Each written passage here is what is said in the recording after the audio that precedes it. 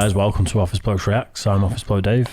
I'm Office Bloke Mike. Hi, I'm Office Bloke Daz. Collectively, we are the Office Blokes. A few people have asked me what my name is. How do I spell it? Daz, Danzig, Taz. Yeah. Des. Quite a few, to be fair.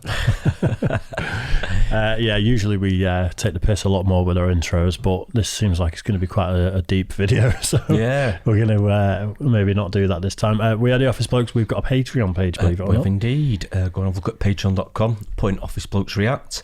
If you fancy supporting the channel, like a lot of people have done already, which has been hugely appreciated by us, go down there and have a look. Yeah, good stuff. A couple of other channels that are definitely worth a go. Yeah, Office Blokes Try, where we try loads of different things from different parts of the world. So if you've got anything to send us, by the way, we do have a PO box, which is in the description, I think, right, Dave? On the Try channel, yeah. Right. So if you want us to try anything from your neck of the woods, send it over. But the links on this channel to the Try channel and the podcast channel don't work, apparently. There quite a few messages about that. I'll sort it at some point. You said that last time. I did. That was something else. Office Blokes podcast, where we do 2 podcasts a week, one on a Friday, where we talk topical content about what's happening in the news and around the world. And Dave's love life as well was the topic of last week's conversation, wasn't it? Our most popular podcast by far. And when I was editing it, I was thinking, no one's going to want to listen to this. This is like you're just shouting at me about finding love. But yeah, it went down well. People enjoyed it. Yeah, it's good. And the other one is Mike and I do one on a Tuesday called the Monday Morning Moan, where we talk about English Premier League football. Yeah. And that's good as well, to be fair. That's going down really well this week, because we've got all back this weekend. Yeah, can't wait. All the shit's over now. Yep. The internationals. Yeah. Bobbins. Don't ask him, Dave, don't ask him. No, I'm not going to say anything. D-Day from the German perspective. Now, this could be extremely interesting because obviously I've watched a few German war movies growing up as a kid, and it's really interesting to see that other side of it. They're just normal people on that side as well. Sure. It's just soldiers v soldiers, isn't it? So, and can you imagine looking out from one of those pillboxes and just seeing thousands of ships coming and just waves and waves of people coming at you? It must have been absolutely horrific. Definitely, it'll be really interesting. It's like I say, it's not something you think about not much, is it? I never have done over the years about the German perspective. So our perspective. Sorry, no, that's fine. Our perspective, sort of growing up, we learn about the Second World War being English, and it's we're on D-Day, we're the attackers, we're the good guys, we're going there to save the French and all this sort of stuff. So this sort of perspective, you just don't think about it really. Not many people think about the perspective from the opposite person anyway, or the opposite end. No. They always look at it from one side. No, hence the phrase, always 2 sides to the story. Yeah, of course, if you absolutely. take away from the victim or the attacker, or whatever you want to call it. Yeah. You look at it from both sides. Yeah. It's always a story from both sides. Yeah, definitely. And it's worth noting, history is written by the victors as well. So it's always the people who overcome in a conflict. They're the ones who tell the tale, and they're the ones that everyone believes. Yeah. Good point. Yeah. Apparently so. Is that what you're going through your divorce? I'm not divorcing. You're not writing anything? I'm not married. Fuck, I'm not married. Anyway, let's do it. D-Day from the German perspective. We're very excited to announce that today's video is sponsored by Audible. More on that later.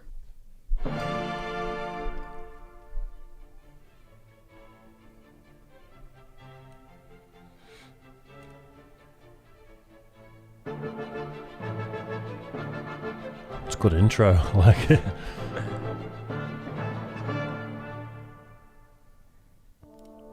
You're probably already familiar with the iconic Normandy landings, but chances are you're more familiar with the experiences of those who landed on the beaches as opposed to that of the defenders, and this is fairly understandable.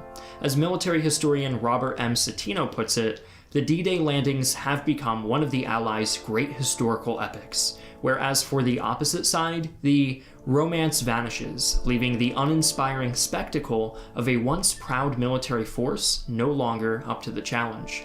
As one can expect, this leaves any military history enthusiast short on information about the Axis perspective in this battle. To be absolutely clear, our intent is not to sympathize with the Nazi regime, its supporters, or its ideology. We are simply interested in uncovering the human element of the less talked about side in this near mythological clash. It's a shame in this day and age you've got to caveat a video with something like that, and I got that in the comment section the other day. You know, you have a small discussion about something, suddenly people are going at you with, you know, saying that must be your politics or whatever. Well, it's not about a lot of time. I reckon we play devil's advocate, don't we? Yeah, big time. Discussing things like as we just put things out there. Don't necessarily agree with this, that, or the other, but we're just trying to put questions forward, aren't we? And trying to answer them. So it was almost a blizzard with all them snowflakes. I know, Jesus Christ. Are you upset? I've been called a snowflake in the comments a couple of times. Seriously. Yeah. Wow. Yellow snowflake.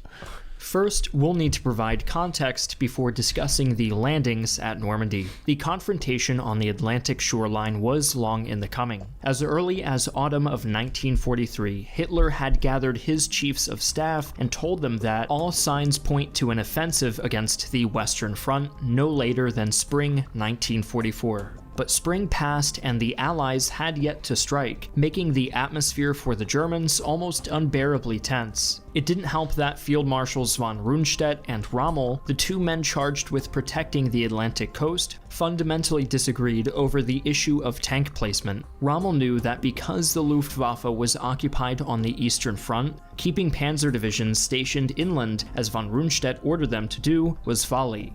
The North African campaign taught him that without air superiority, moving tanks across the countryside was a near impossible task.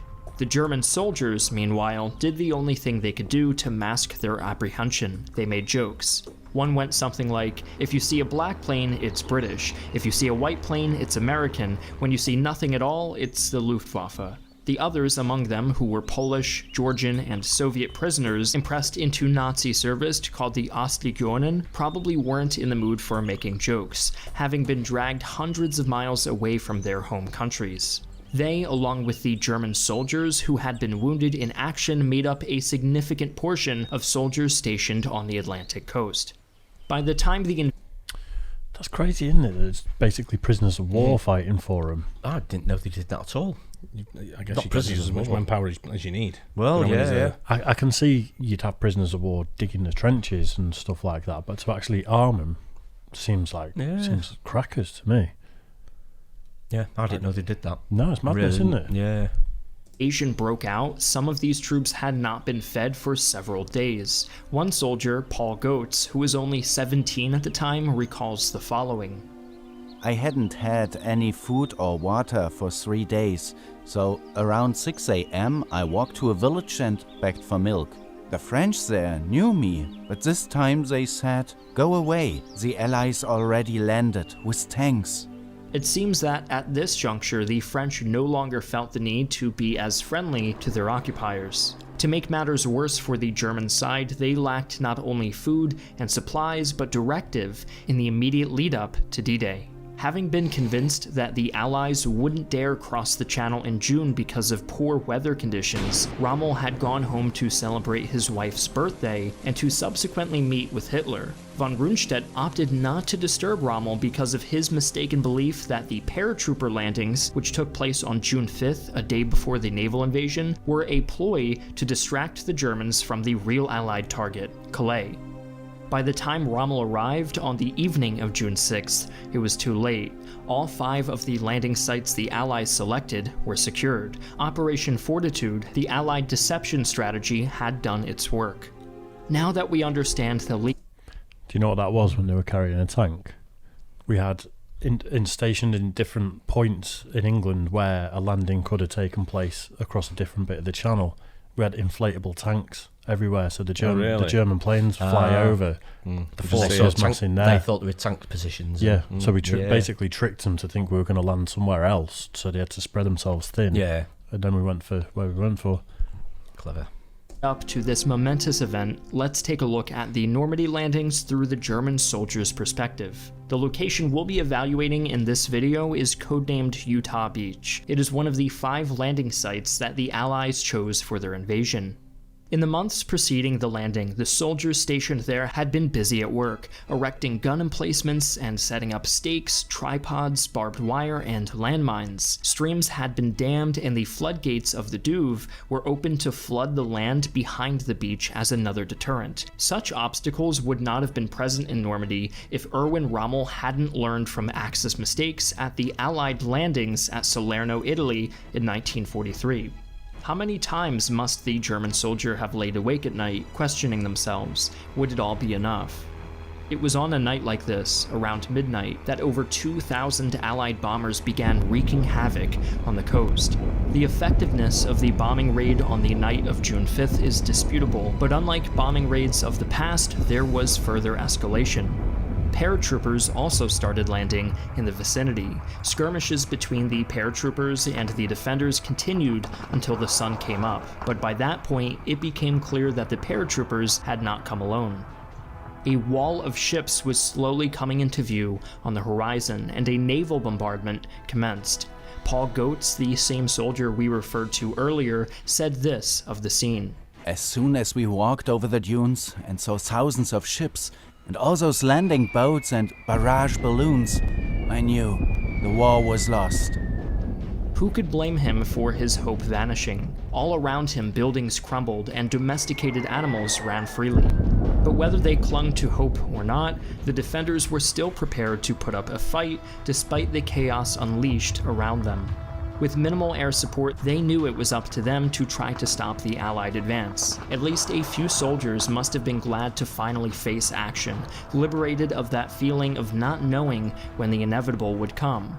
Joseph B., a staff sergeant, wrote this. Finally the hour has come. Although it had to happen and was foreseeable, it impressed me a lot. Of course it is not a trifle. For sure, these hours the greatest battle is taking place that the world has ever seen. Hopefully, fortune is with us now. Many of the soldiers away from their positions tried to regroup amid the maelstrom. Those that did make it converged in fortified bunkers, equipped with mounted machine guns and anti-aircraft flak guns. However, they could only fire upon the invaders in vain, as waves and waves of troops landed on the beaches.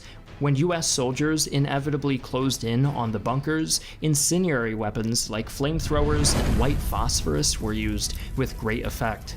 Arms experts at globalsecurity.org write, "These weapons are particularly nasty because white phosphorus continues to burn until it disappears. If service members are hit by pieces of white phosphorus, it could burn right down to the bone."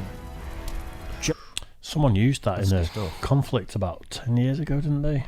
I'm sure someone used it on their own people, and it was one of those. It would have been might have been Syria. It would have been Syria. I think it was actually. I'm not sure if it was white phosphorus or it might have been nerve gas, mustard gas. No, there was a white phosphorus thing. Really? I think I heard of that as well, definitely. Yeah. Horrendous nasty stuff. This must have just been, on both sides, absolutely horrific. Well, we did the numbers, didn't we, in a previous video. Mind-blowing. When you see the numbers, and then you see obviously what would have gone on. But when you see it from a different perspective, like this, the fear and terror they must have been going through. It's crackers, isn't it? Yeah, absolutely terrible. I've been to a lot of these beaches and done a lot of the sort of war stuff around there. And when they showed the aerial view, there was a little town called St. Mary Glees, and that's the one where the paratrooper got stuck on the church tower, and he's basically dangling, and people were just taking pot shots at him, and he had to play dead for a couple of days, until the Allies got there. And every year they hang like a dummy of a soldier off the church. Oh, okay. And there's like a World War II museum there that's really good. He survived, did he? Survived, yeah. Wow. Yeah, he was shot a couple of times, and I think he dangled there playing dead for a couple of days, and just when they were bored, they were just taking shots at what they thought was a body. Yeah. And I think he got shot a few times, yeah. There's a movie about it. I can't remember what it's called, but it's a really good movie. Right. Based on Normandy, 5 American Medal of Honors were given in part to the usage of white phosphorus grenades. By the end of the morning on June 6th, most of the resistance points in all of the beaches had fallen to the Allies, allowing their armored divisions to support the infantry's inland advance. Much like at Utah Beach, German forces at Sword Beach had to contend with paratroopers who had dropped behind their lines and captured critical points. Helmut Rummer, a German soldier captured after hiding for 36 hours, wrote, "We were exhausted, and we decided to hand ourselves over to the British." At Gold Beach, the defenders were severely weakened by an aerial bombardment and therefore were defeated within an hour. At Juno Beach, the Canadian troops managed to not only secure their objective, but they also marched further inland than any other landing party. Finally, at Omaha, German resistance was the most effective because of how close the bunkers were placed to the shore. But with so many troops landing, the German defenders at Omaha were also overrun. If you'd like to learn more about the events that brought Hitler's ruin, with some of my favorite books on the topic, we have an exciting announcement for you. Books on D-Day by... What a great video. I mean, is that it? Or I think it's just an advertisement, is it? Yeah. I think it's, it's an advert at the end. That, we need to check out more of that guy's channel, because that's really, really well done. Yeah, I think he's called the Armchair Historian. Yeah. Yeah. Interesting stuff. Yeah. It's such a deep topic, isn't it? I don't think he got into the nitty-gritty of how it would have actually felt to be in one of those bunkers firing down. You have to take that first hand, wouldn't you, from someone who was there type thing. And I thought maybe it would have gone into, I was thinking like actual people in Germany, like your everyday people, you know, whether they supported it. I'm sure a lot didn't support what Hitler was doing anyway, but I think that would have been interesting as well to see what the actual public's perspective was of the whole thing. I've debated that over a few beers quite a lot, you know. I've heard Germans interviews with them where they said we had no idea about the Holocaust and everything, but I don't buy it personally. No, I don't buy it, not for a second. With everything else that led up to it, you've got the like the Night of Broken Glass and all that sort of stuff, rounding up all the Jewish people and sending them away. Where do you think that we're going? Yeah, you can't plead ignorance after something like that's going on. True, not having it. Yeah. Don't know much about it to or that much about it to sort of like understand, you know, the full meaning from start to finish. No, definitely. There's loads of moving parts. It's not. It's nowhere near black and white. But I just don't buy that your average person in Berlin or whatever didn't know what was going on. I bet there's absolutely, like I say, there's absolutely tons that we don't know about. Like, we just get like the headline sort of things, don't we? That you taught at school and seen on telly, but there must be so much more to it. There must be loads. At the beginning of the video, I said history is written by the victors. At the end of the day, True, we won, and we've got our perspective of everything that happened. That's what happened, but there's probably a lot more to it, and a lot of things that could be wrong that we're taught for all we know. You know? Yeah, definitely could be. Interesting topic, though, isn't it? Definitely. Really. Yeah, we've got a few World War II ones now, haven't we? Yeah. I mean, the most mind-boggling one was the stats. World War II, the fall of World War II, which go and find the original and find ours, because Jesus Christ, what a real video. Yeah, definitely. Unbelievable. Yeah. Anyway, hope you guys like that too. Don't forget, like and subscribe, hit the bell on all 3 channels if you don't mind, please. And we'll catch you guys on the next one. Cheers.